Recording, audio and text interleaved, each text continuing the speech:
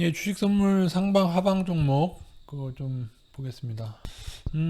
다시 한번 말씀드리지만은 이제는 제가 뭐 이평선 깨질 때마다 봐드리지 못하고 이제 매주 올리는 것도 제가 조금 힘들 것 같고, 이제 고평가 종목은 여러분이 분할로 오를 때마다 사는 방식으로 하시고, 요거는 차트 대응 방식, 차트 공부하는 정도로 생각하시고 들어주시면 되겠습니다. 일단은 CGN 주로 이제 MACD 상방 하방과, 그리고 또 그 다음에 21선을 중요시한다고 했는데요. 모든 종목이 다 그런 건 아닌데, 일단 CJ 같은 경우는 MACD, 일봉 기준으로 MACD, 그러니까 일봉이 있고 주봉이 있고, 그것도 아시죠? 주봉은 더 긴 기간, 월봉은 더 긴 기간. 일봉은 봉 하나하나가 하루고, 주봉은 봉 하나하나가 일주일이고, 그런 겁니다. 월봉은 봉 하나하나가 월봉이고, 한 달 걸 해놓은 거고요. 일본 기준 MACD 상방이 이때 떴죠. 만약에 어떤 종목을 여러분 MACD만 매매하기로 작정했는데 지금 시즌처럼 이렇게 급등하는 경우에 간혹 대박 나는 경우가 있습니다. 중간에 숱하게 21선을 여러 번 깼지만은 MACD 하방은 한 번도 떨어지지 않았어요. 일단 시즌이 아직 MACD 하방은 떨어지지 않았는데, 근데 너무 급등하고 난 고점에서 이렇게 급등하고 나면 하방은 되게 이 아래에서 떨어집니다. 한 2레벨에서 떨어져요. 그래서 그때는, 그래서 너무 급등하면 하방, MACD 하방까지 여기 매도 시점으로 삼으면 막 고점 대비 막 절반 가격 정도에서 뜨는 경우가 있어가지고, 그때 이제 21선이나 5일선 합쳐서 이렇게 보는 거죠. 그래서 일단은 지난번 만기 후에 해서 하락은 했는데요.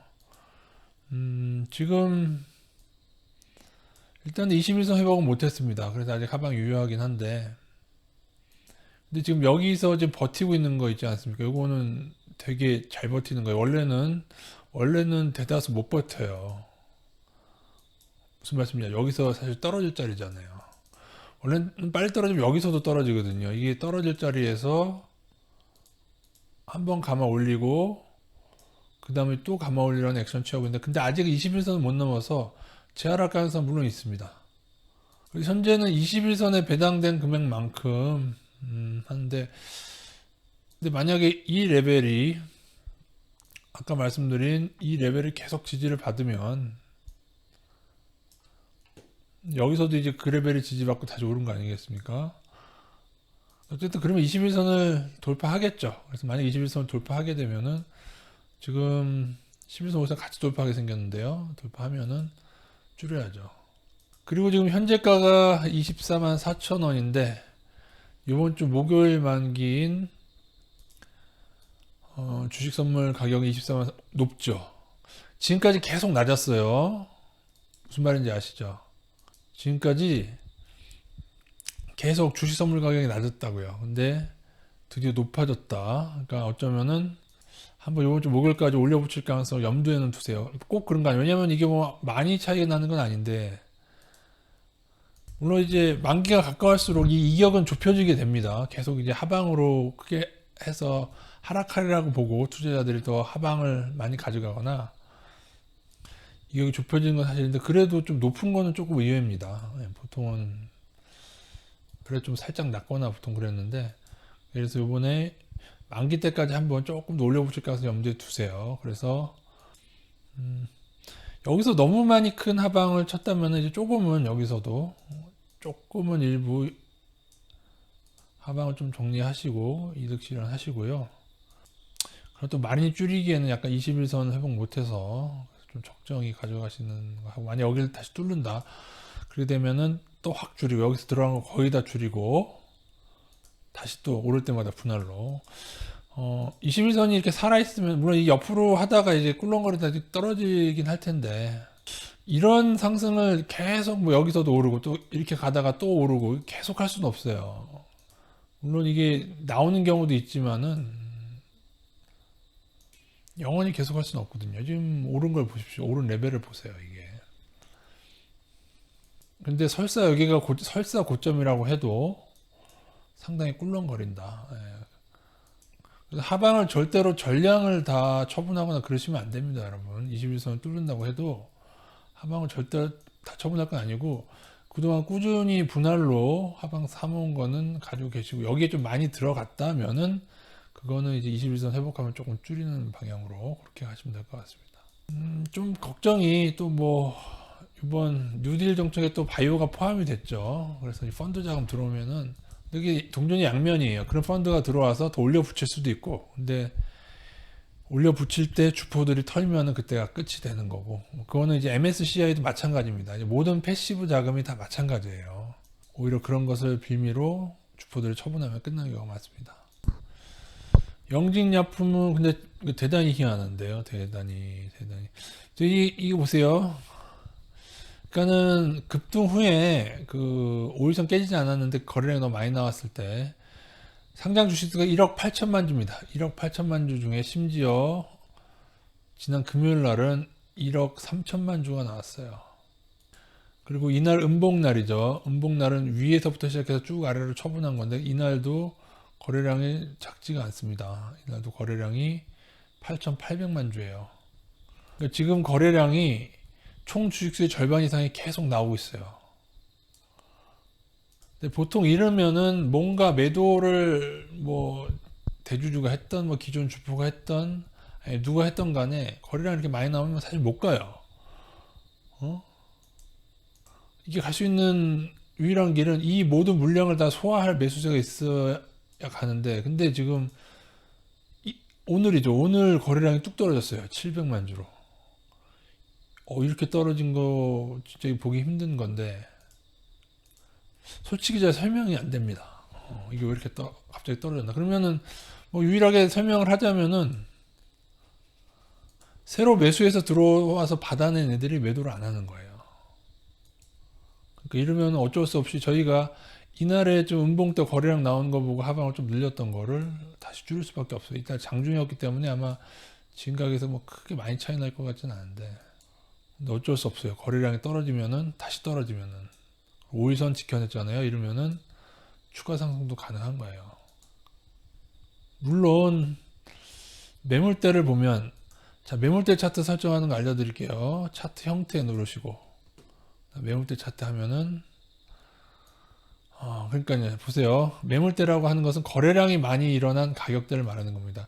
지금 상황에서 여기서 굉장히 많이 일어났죠. 지금 이 막대 차트가 매물 차트 여기에 많았고, 근데 이걸 깔고 위에 주가가 위에 있으면 좋은 건데 여기도 매물대가 꽤 있죠. 근데 요것마저 통과하면은, 그러니까 여기서 사실 한 단계만 더 오르면은 매물대가 없어요. 긴 기간으로는 있는데 중단기 없다. 52주로도 매물대가 없을 거예요, 이게. 그러니까 아주 길게 보면은 매물대가 있겠죠. 여기 매물대가 있는데, 게다가 여기 것까지 소화하고 올라가고 있잖아요. 이때도 거래량이 꽤 많이 나왔었는데, 여기서. 그리고 누가 그렇게 걷어 올렸나 했더니 기관이 올렸죠. 기관하고 외국인이 올렸는데, 기관은 나중에, 그러니까 기관이 보세요. 기관이 올릴 때 올리고, 요날, 금요일 날 팔아제꼈어요. 아무튼 대응은 여러분 5일선 살아있으니까는 이때 들어간 거, 이때 만약에 음봉에 거래량 터져서 하방을 늘린 거를 좀 줄이셔야 됩니다. 어쩔 수 없어요. 이거는 이후에 5일선 깨고 나면 다시 늘린다는 생각으로 일단은 좀 줄이셔야 됩니다. 이거는 그냥 정석 대응은 그렇습니다.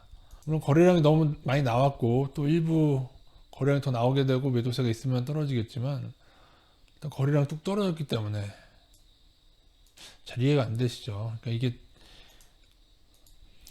여러분이 알고 계신 상식하고 다르잖아요. 근데 거래량이 있어야 오른다는 것은 바닥권 이런 데서 얘기고, 반등도 너무 많이 올려 붙이고 난 다음에 고점권으로 보고, 고점권에서 누가 매도하느냐, 매도 물량, 매도 주체를 봐야 되는 거예요. 제가 이해가 안 되는 거는, 근데 아직도 개인이 이렇게 많거든요. 팔았다고 해도. 근데 이 거래량이 이해가 안 되는 거죠. 이 개인들이 거래량이 어떻게 작을 수가 있어. 갑자기 금요일 날은 1억 3천만 주에서 갑자기 700만 주로 뚝 떨어져요. 이거 이상한데. 셀트리온 헬스케어는 주식 선물 가격이 현재가보다 높아서 제가 조금 줄이라고 했는데 오르긴 올랐는데요. 아직 22선 회복 못했습니다. 엄밀히 차트 정석적으로만은 하방을 유지하는 거예요, 원래는. 근데 그래도 오늘은 다행히 그 선물 가격이 현재가랑 비슷해졌습니다.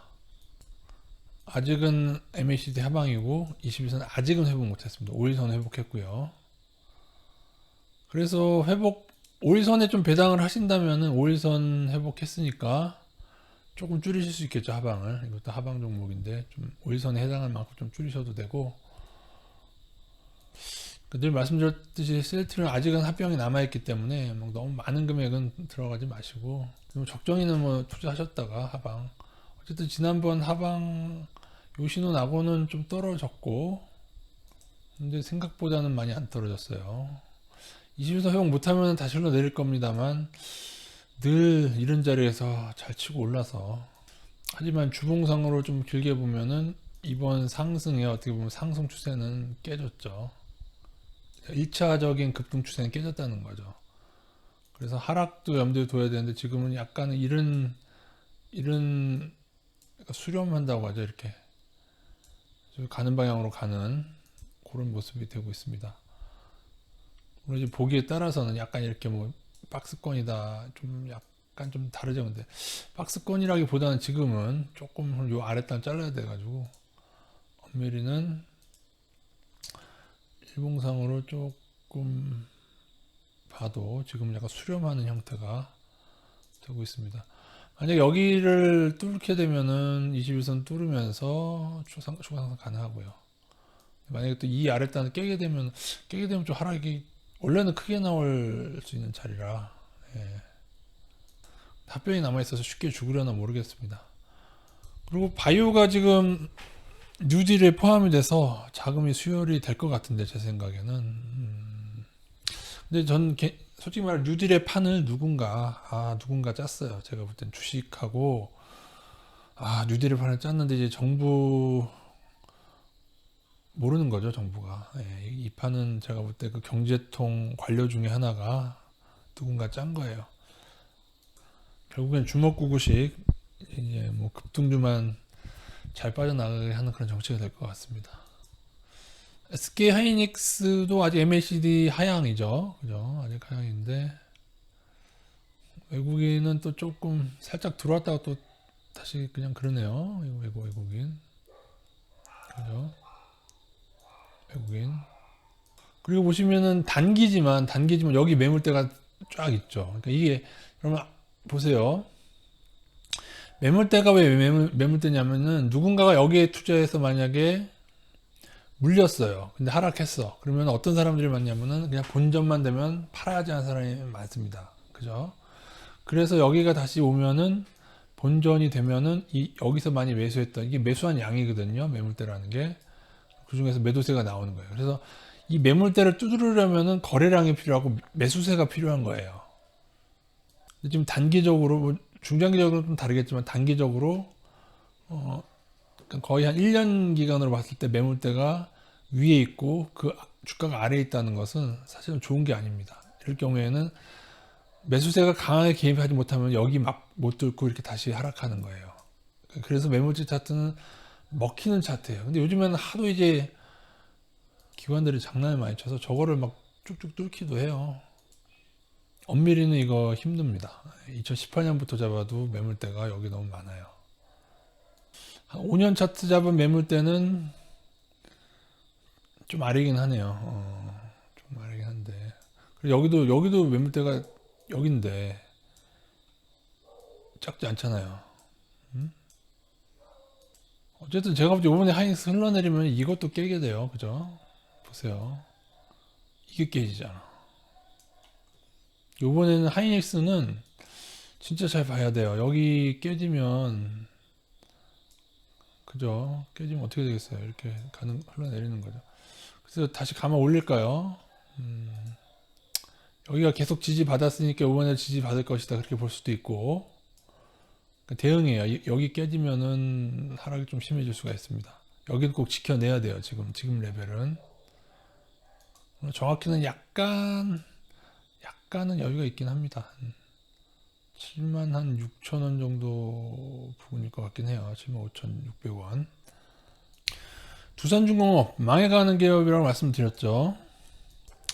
역시 여기서도 MACD 상향 신호가, 보세요. 급등하기 전에 나요. 그러니까 제가 되게 좋아하는 게 급등하기 며칠 전에 나는 경우가 굉장히 많아. 특히 개별 급등주에 먹히는 경우가 많아요. 물론 이제 났다가 깔아앉았다 별별 없는 경우도 많아요. 이때처럼 났다가 깔아앉았다 별별 없는 경우도 많은데 타이밍만 잘 맞으면은 지금처럼 급등하기 직전. 그러니까는 급등하기 전에 좀 알고 들어가는 게 좋잖아요. 그거를 좀 읽을 수 있는 신호 중에 하나입니다. MACD는. 그러니까는 하방 투자자들은 요게 나면은 무조건 하방을 줄여야 된다는 말씀이에요. 아시겠죠? 그리고 21선을 해볼게요. 그래서 이때 요 시기 때는 거의 다 줄여야 돼요. 줄이고 오를 때마다 하방을 늘리는 방향으로 가는데 그냥 두산중공업 오른 거 보면은 뭐 뉴딜도 있고 여러 가지가 있는데 사실은 얘네들 유증 성공하기 위해서 올리는 거예요. 주가를 올려야 이 가격보다 예를 들어 유증 가격이 얼마인지 모르겠는데요. 이렇게 올려놔야 뭐 8,000원, 9,000원 하면은 그때 유증을 하겠죠. 대한항공도 보세요. 유증 전에 올려 붙였죠. 권리락 딱 떨어지고 권리락 소멸되니까 그부터 또 떨어지는데 물론 지금 또 상향 신호가 났습니다. MAC 자 대한항공 하방 투자했는데 상향 났어요. MAC 상향 나면은 좀 줄이라 좀 피곤하지만 근데 이제 대한항공하고 두산중공업의 운명은 예전에 하이닉스랑 비슷하게 되겠죠. 하이닉스가 사양화되기 시작해서 회사가 어려움을 물론 이거는 위에 건 뛸게요. 이거는 뭐 닷컴 버블 때 그랬다 치고 뛰고 여기서부터 하락했다고 칠게요. 그것도 20만 아니겠습니까? 문제가 생긴 시점은 한 2레벨이었을 거예요. 그는 그 당시 주가가 10만 원은 아닌데 이제 증자 감자하면서 이제 가격이 변한 건데 지금 가격으로 치면은 10만 원권이라는 거예요. 근데 그 10만 원 됐던 애가 법정 관리 어쩌고 저쩌고 해서 2,000원까지 찍었으니까요. 10만 원 대비해서 얼마가 떨어진 거야. 물론 이제 그러니까 만약에 여기 1만 원에 샀다고 쳐요. 그러니까는 1만 원이라 쳐. 그래도 2,500원까지 떨어졌다는. 그러니까 이게 망해가는 기업이 살아나더라도 이런 고통의 기간을 겪게 되는데 제가 기억나는 것은 하이닉스도 그 당시에 대주주 위주로 했던 것 같아요. 제가 정확히는 기억이 안 나요. 유상증자인지 뭔지 모르겠어요. 삼자배정 유종은 아니었던 것 같은데 특히 삼자배정 유종을 하면은 진짜 안 좋은 거거든요. 유상증자는 안 좋습니다, 여러분. 테슬라도 유상증자잖아요. 그죠? 안 좋은 거예요. 다 안 좋은 거예요, 유상증자. 주식수가 늘어나는 게 뭐가 좋아요? 응? 유상증자는 여러분, 삼자배정 유종 같은 건 예를 들어 여러분이 강남에 아파트를 가지고 있어요. 근데 그런 아파트가 더 생기는 거야. 증자. 주식이 더 생긴단 말이야. 그런 아파트가 더 생긴단 말이야. 그러면 내가 가진 아파트의 가치가 올라야 떨어져요. 떨어지잖아요. 물론 주주 배정이면은 좀 어떻게 해도 될 수가 있는데 주주 배정 한다고 하고 권리랑 안 떨어지게 받쳐버리면은 그것도 이제 주가를 시가총액이 올라가서 고평가가 돼버리고 말죠. 특히 삼자 배정은 특히나 안 좋은 겁니다.